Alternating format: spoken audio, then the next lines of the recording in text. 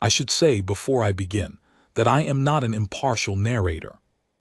I am Aldous Vane, younger brother to Caspian Vane, Duke of Ravenscroft, and I have spent the better part of my adult life watching my brother make precisely the kinds of decisions that a reasonable man would not make, and then living with the consequences, and then, on the occasion I am about to describe, watching him, for the first and only time in my recollection, make the right decision at the last possible moment by the narrowest possible margin, and being required to feel something very uncomfortable about it, which was pride.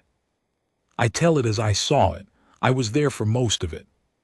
The parts I was not there for, Sira told me herself, years later, over tea in the garden at Ravenscroft, which is a sentence I could not have written at the start of this account, and which still gives me a quiet satisfaction every time I say it.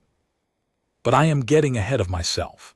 Let me begin where it begins, which is with a gray Tuesday in November, a carriage coming up the cliff road, and a woman who was going to change everything about my brother's life without, for quite some time, either of them understanding that this was what was happening. Ravenscroft Hall sat at the edge of the Yorkshire cliffs the way a man sits at the edge of an argument, committed to its position, indifferent to comfort, and with a very good view. It was a fine house in the architectural sense. 2 centuries of gray stone, 16 principal rooms, a walled kitchen garden that had produced exceptional asparagus in better years, and a prospect over the North Sea that was magnificent in summer and genuinely alarming in winter when the storms came in hard from the east and the spray reached the upper windows. My mother had loved it. My brother had inherited it. I visited when summoned, which was regular enough to keep me informed and infrequent enough to keep me sane. The household in the autumn of the year I am describing was as follows. My brother Caspian, 39, the Duke of Ravenscroft, by general agreement the most self-possessed man in the northern counties. He was not cold. I want to be precise about this, because cold is the word people used and it was not accurate. He was simply very far inside himself. He had learned early and thoroughly that the people around him wanted things from him, his title, his influence, his approval, his money, and he had arranged his manner to reflect this understanding. He was courteous. He was correct. He was very rarely present in any room he was in the sense that matters. He had been this way since his wife died 7 years ago, and before that he had been this way since our father made it clear that a duke's inner life was a private matter not to be inflicted on others. I had given up, some years prior, trying to reach the inner part of him. I had concluded it was simply not available. My sister Lady Constance Whitmore, 43, widowed, living at Ravenscroft by arrangement since her husband's death. She managed the household with the efficiency of someone who regards efficiency as a moral virtue and disorder as a personal affront. She was not a cruel woman, I want to be fair, but she was a territorial one, and she had strong ideas about the proper order of things, and the proper order of things at Ravenscroft did not, as we shall see, include Mrs. Sira Voss. Mr. Pemberton, secretary to the Duke, present in all rooms, useful in most, and possessed of a quality that I can only describe as institutional loyalty, the kind that calcifies, over time, into resistance to anything new. Our mother, the Dowager Duchess, 71, increasingly frail, increasingly confined to her rooms on the South Corridor, increasingly bored by the South Corridor, and increasingly given to requesting companions of a kind that Constance could not supply, which was to say, honest ones. And then, in the second week of November, the carriage came up the cliff road. Mrs. Sira Voss had been found through the offices of a solicitor in York who dealt with such arrangements. She was 34 years old, widowed 3 years prior, the daughter of a country clergyman and the wife of a schoolmaster who had died of a fever in the spring of her 31st year. She had no connections of significance, no money of any consequence, and no position in the world beyond the one she was coming to occupy. She had been recommended as intelligent and kind and discreet. The solicitor's letter had said she was very well read and accustomed to the society of persons of quality, which I later understood to mean that she had read a great many books and had been introduced to 3 baronets in her lifetime. I was at Ravenscroft that week by coincidence, a visit I had planned for quite other reasons. I was in the library when the carriage arrived, and I went to the window out of curiosity, and I watched her step down onto the gravel. She was not remarkable to look at. Medium height, brown hair dressed simply, a coat of good quality but several seasons old, a manner of stepping down from a carriage that suggested she was accustomed to arriving places and immediately attending to the business of being there. She looked at the house with neither nerves nor performance, just the clear-eyed attention of a woman assessing where she had come and what it would require of her. I remember thinking, well, that is a person. I did not yet know how significant a thought that would turn out to be. She was settled in the south corridor, a set of rooms adjacent to our mother's, and within 2 days they had established a routine mornings reading together, afternoons when our mother slept attended to correspondence and the small domestic arrangements of the sick room, evenings a light supper brought up. My mother, who had been fractious and dull-eyed for the better part of a year, was, I noticed this within a week, distinctly less fractious. She laughed twice at dinner, which she had not done in my presence since the previous winter. I mentioned this to Constance, who received it with the expression of a woman noting a development she has not yet decided how to categorize. "She is agreeable enough," Constance said. "One hopes she will not overstep." I asked what form of overstepping she anticipated. Constance said she was sure she didn't know and changed the subject. The first time my brother spoke to Sira Voss, truly spoke, not the brief formal exchange of introductions, was, as she told me later, in the walled kitchen garden, on a morning in the 3rd week of November when she had gone out before breakfast to cut some late herbs for our mother's tisane. He was there before her, standing at the far end among the bare bean poles, looking out at the sea through the gap in the wall where the gate stood open. She told me she very nearly withdrew, and then she thought, in a manner that I think characterizes her precisely, that this was his garden and there was no reason she should not also be in it. She went and cut her herbs. He turned after a moment and saw her. There was a silence. Then he said without preamble, "My mother is better." "She is a little better," Sira said. "The mornings are still difficult." "What does she talk about?" he asked. Sira told me she considered this carefully, because it was a question no one had asked her before and she wanted to answer it honestly.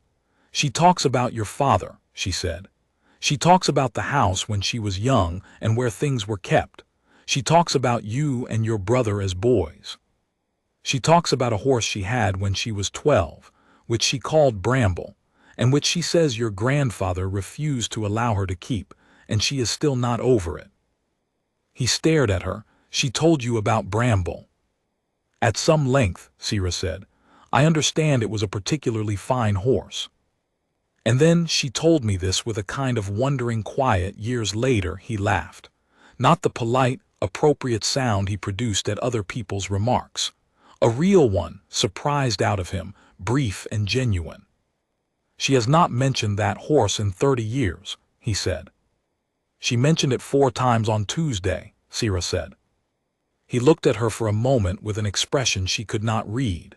Then he said good morning and walked back toward the house. She stood in the kitchen garden with her herbs and thought, well, that is a man.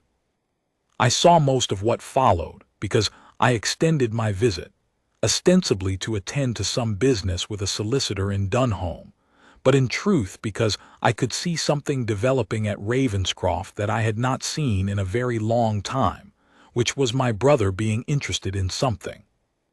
It was not obvious. Nothing about Caspian was obvious. But I knew him, and I could see the difference. The slight alteration in his attention during dinner on the evening Sira joined us. The fact that he began to take his morning coffee in the small sitting room that looked over the walled garden rather than in his study. The way he asked our mother, once, with a casualness he had clearly prepared in advance, how Mrs. Voss was finding the coast. Sira, for her part, was entirely unchanged. This was the thing about her that I came to understand was not an affectation, but a condition of character. She was the same in every room with every person, which sounds like a small thing, and is, in fact, almost unheard of. She was warm with our mother and direct with the housemaids and polite with Pemberton and patient with Constance, and she was the same with my brother. She spoke to him when she had something to say, was quiet when she did not, and did not adjust the quality of either based on the fact that he was a duke, and she was a clergyman's daughter in a borrowed position. He did not know what to do with this. I watched him not knowing what to do with it and found it very gratifying. The walled garden became a recurring location. I do not think either of them arranged it. It was simply the case that they were both drawn there in the mornings, and that the conversations that began over herbs and bare poles gradually deepened into something else. She told me later the things they spoke about. His mother's history, which she had assembled piece by piece and found herself genuinely interested in. The management of the clifftop land, about which she knew nothing but asked sensible questions. A book he mentioned in passing that she had read and disagreed with, which she said so directly, which he received with the arrested quality of a man hearing his own language spoken by someone he did not expect to speak it. He told her once, she told me this carefully, as though it still mattered to her to say it exactly right, that he had not spoken to anyone at Ravenscroft in several years in the way he had spoken to her last Tuesday. She asked what he meant by that. He said he meant without the sense that the conversation had a purpose beyond itself. She was quiet for a moment. Then she said, "That is a very lonely way to have lived." He did not answer, but she said he did not look away. Constance noticed. Of course she noticed. Constance noticed everything that moved through Ravenscroft, tracked it, assessed it, and filed it. She began, in the first week of December, with small things. Sira was not included in the invitation to a neighboring family's gathering, an oversight, Constance said, with an expression that made clear it was not one.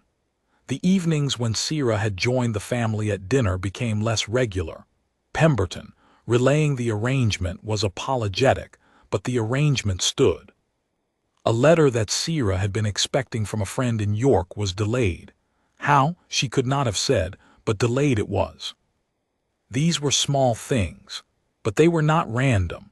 I watched them and felt the cold purposefulness behind them and knew what Constance was doing, which was ensuring that Mrs. Voss understood her position, and that her position did not extend to the dinner table, or the walled garden, or the Duke of Ravenscroft's attention.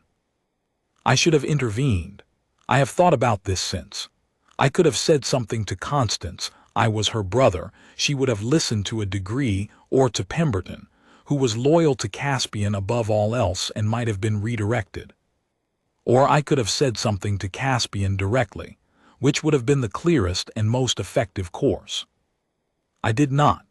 I watched, and I told myself that Caspian was a grown man of 39 who was perfectly capable of seeing what was happening in his own household, and that if he cared enough to do something about it, he would. This was, in retrospect, a failure of imagination on my part. The difficulty with Caspian was that he had spent so long managing his own surface that he had lost some of the capacity to see past other people's, and Constance's surface was very well managed indeed. Sira, meanwhile, saw everything. She told me so, years later, without bitterness, more in the manner of a woman describing the weather, a feature of the landscape that required navigation rather than complaint. She saw the excluded invitations and the delayed letters and the rearranged dinners. She saw Pemberton's expressions and Constance's, and the way the household sorted itself around her presence with the particular indifference of people who have been instructed to find something not quite fitting. She did not fight it. That was not, I came to understand, a failure of spirit. It was a choice, made clearly and deliberately by a woman who had survived the worst thing that had ever happened to her, and had concluded on the other side that she would not spend what was left performing for people who did not wish to see her. She decided, in the second week of December, to leave. She did not tell Caspian. She told our mother, who received the news with the sorrow of a woman who had learned over 71 years that the things she wished to keep were regularly taken from her, and that argument rarely changed this. She held Sira's hand for a long time and did not speak. Sira sat with her until she slept. She wrote a letter to Constance thanking her for the hospitality of the house and indicating that she felt it best to make arrangements for her departure by the end of the week. She packed her things. She spoke to Pemberton about the matter of a carriage for Friday morning. She did not seek out my brother to say goodbye. I was in the corridor when she came out of our mother's rooms for the last time, her traveling case in hand, and I looked at her and she looked at me, and she said, very quietly, "Look after her, Mr. Vane. She needs someone to sit with her in the mornings." Then she went down the stairs and across the hall and out the front door, and the carriage took her down the cliff road toward Dunholm. I stood in the corridor for a moment. Then I went to find my brother. He was in the study, which was where he went when he did not wish to be found, working on correspondence with the focused industry of a man who has decided that industry will serve as a sufficient substitute for thinking. I said, "Sira Voss has gone." He did not look up. "Gone where?" "Away," I said. "This morning. Constance arranged it." A pause in the correspondence. "Constance arranged what?" I sat down in the chair across the desk that I had been sitting in since I was 12 years old and he was 15, and we had both been summoned here to account for something. I said, "Caspian, I am going to tell you several things, and I want you to listen to all of them before you respond." He put down his pen. He looked at me. I told him about the excluded invitations, the delayed letters, the rearranged dinners, the letter to Constance, which Sira had shown me before she sent it, and which was so extraordinarily courteous and so utterly without complaint that reading it had made me feel, briefly, like a lesser person for not having intervened sooner. I told him that she had not asked him to intervene, and had not expected him to, and had not blamed him, all of which I thought he should know. He listened to all of it. His expression did not change, which was Caspian's way of processing something that was changing him considerably. When I had finished, there was a silence. "How long?" he said. 3 weeks, I said. "Perhaps longer. The groundwork was laid earlier." Another silence. He looked at the correspondence on his desk, which I do not think he was seeing. "She did not say goodbye," he said. "It was not a complaint. It was more in the nature of an observation, something noted, filed, the weight of it not yet fully estimated." "No," I said, "she did not." He was quiet for a very long time. I waited. I was good at waiting where Caspian was concerned. It was a skill developed over decades. Then he said very carefully, "Where has she gone?" "She took a room at the Dunholm Inn last night," I said. "She intends to arrange passage south by the end of the week. She has a small house in the county, her husband's, that she has been letting, but the tenant's agreement concludes in January." He stood up. "Caspian," I said. "I need to think," he said. He went to the window and stood looking out at the sea, which was the color of iron in the December light. I left him there. I went to dinner, which was a quiet affair, and I sat across from Constance, who was perfectly composed and pleasant, and I said nothing, because I had decided by that point that whatever was going to happen next was between my brother and Sira Voss, and that my role in it was complete. He sat with it for 3 days. I know because I was still at Ravenscroft and I watched him. He went about the business of the estate with his usual precision. He dined. He slept, I assumed. He visited our mother twice, which was more than his customary once a week, and I believe, though I was not present, that he asked her about Sira, because our mother told me afterward with a satisfaction she did not attempt to conceal that she had told him quite a lot. On the third day at breakfast, he looked across the table at me and said, "Did she say anything before she left?" I considered the question. I thought about what Sierra had said in the corridor, which was to look after our mother. And I thought about the other thing she had said, which she had said to me 3 weeks earlier in the walled garden when I had been walking, and she had not known I was close enough to hear. A quiet thing, said half to herself, while she was looking at the sea through the gap in the gate. She had said, "I think I was wrong to come here. I think I will find it very difficult to leave." She had not said it to me. She had not known I heard it. I had not told anyone. I told Caspian. He was very still. "She said that," he said. "In the garden," I said, "about a fortnight ago." He sat with this for a moment. I watched him the way you watch a man standing at the edge of something, knowing that what happens next depends entirely on whether he takes the step, and that you cannot take it for him. He put down his coffee cup. He stood up. He said, "Order the carriage." I experienced the complicated feeling I mentioned at the beginning of this account, which was pride, with a great deal of relief mixed in. "It is already ordered," I said. "I ordered it yesterday." He looked at me. "Yesterday." "I had a feeling," I said. "You are occasionally predictable, Caspian, when the stakes are high enough." He said nothing, which was its own kind of answer. He left the room.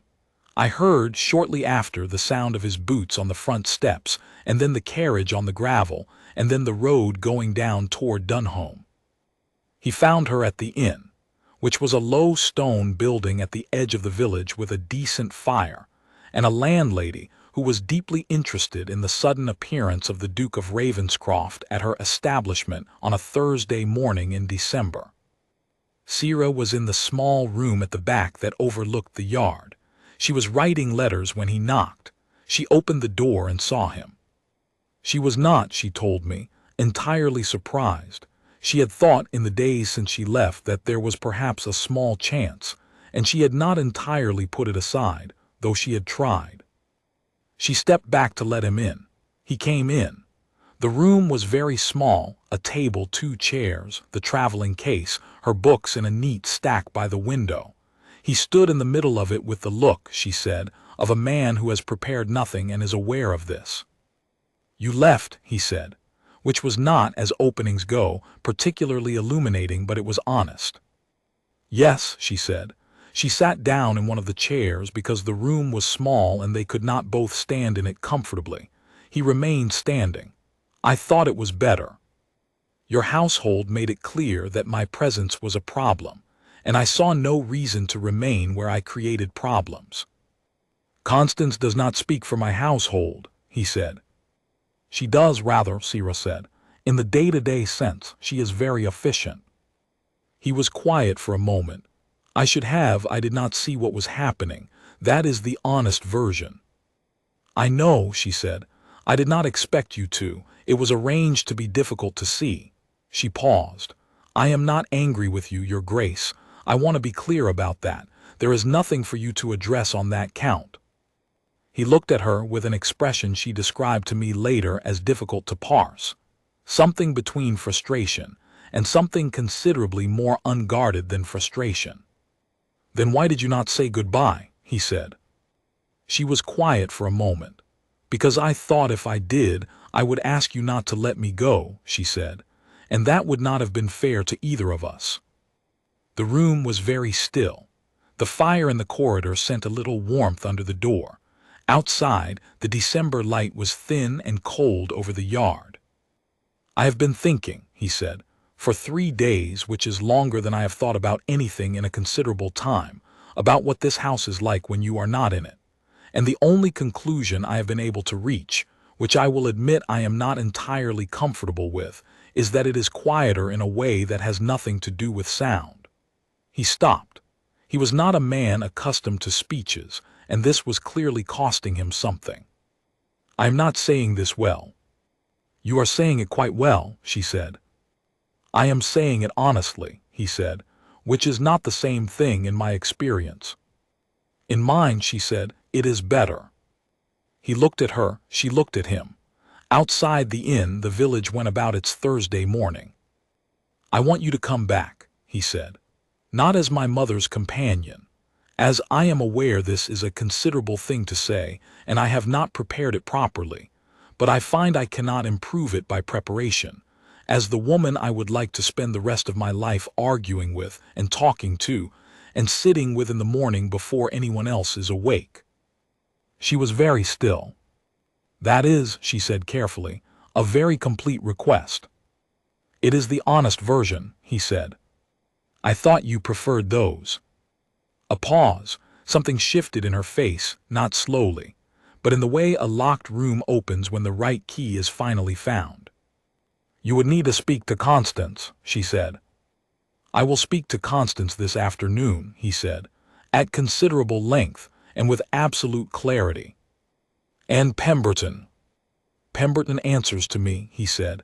"I had forgotten this. I will not forget it again." She looked at him for a long moment, that clear-eyed, reading look that I recognized from the morning she had stepped down from the carriage, which was the look of a woman assessing where she had come and what it would require of her. "Yes," she said, "all right, yes." He let out a breath that he had perhaps been holding for 3 days.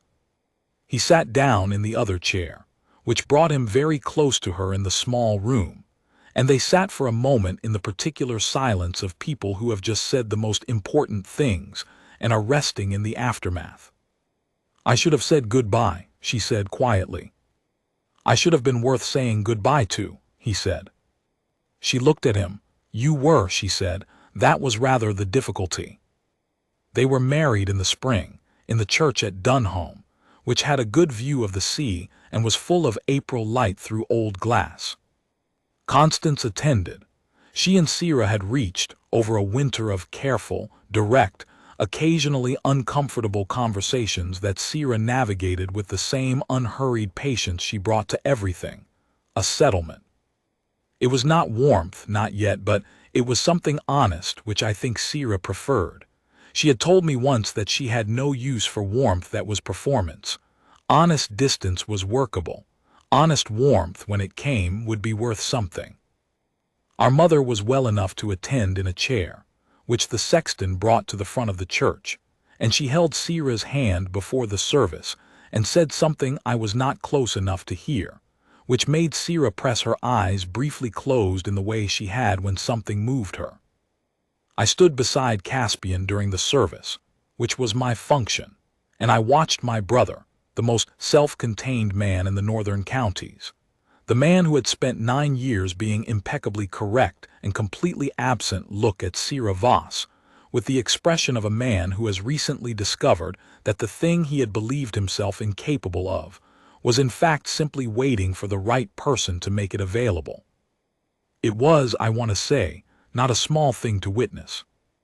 Afterward at the house, he found me in the library, which was where I retreated when family gatherings became athletic. He came in and poured 2 glasses from the decanter and handed me one, and we stood at the window looking out at the sea, which was blue and mild and entirely unlike December. "You ordered the carriage the day before," he said. "I did," I said. "You were that certain?" "I was that hopeful," I said. "There is a difference, but in your case the hope was well-founded." He was quiet for a moment. "She told me something. Last week in the garden. She said she had thought when she came to Ravenscroft that she had finished with love, that she had had it once and lost it, and that was the allotment." "And," I said. "And she said she was wrong." He was looking out at the sea. "She said she was glad to have been wrong about that particular thing." I looked at my brother, who had the expression of a man who has been given something he did not know he was still capable of wanting. "So am I," I said, "on your behalf and on hers." He said nothing, but he stayed at the window, and the light came through the old glass, and the sea was blue all the way to the horizon, and there was no performance in the room at all, only 2 brothers standing in the quiet of a good day, which is, when you can get it, more than enough. She has been at Ravenscroft for 11 years now. The walled garden is better kept than it has ever been. Our mother, who outlasted everyone's expectations by 4 more years, spent her last winter hearing about Bramble approximately twice a week, and was entirely content. Constance and Sierra have arrived, I think, at something approaching warmth. It took time. It was honest. And my brother, the most self-contained man in the northern counties, the man who had turned his inner life into a private matter not to be inflicted on others, can be found most mornings in the walled garden talking to his wife. He is, by every measure I have, the most fortunate man I know. I have never told him this. He would find it embarrassing. But I am telling it now.